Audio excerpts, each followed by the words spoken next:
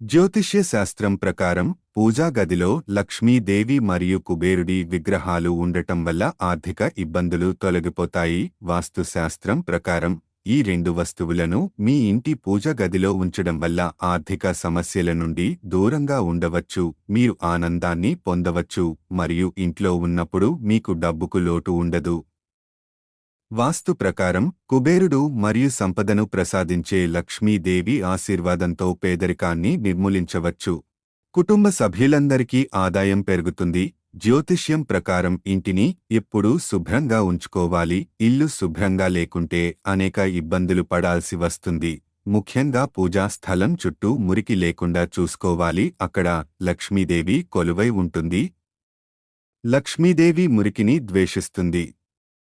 తమ మురికిని క్రమం తప్పకుండా శుభ్రం చేయని కుటుంబాల మధ్య పేదరికం వ్యాపిస్తుంది, పాజిటివ్ ఎనర్జీ తొలగిపోతుంది.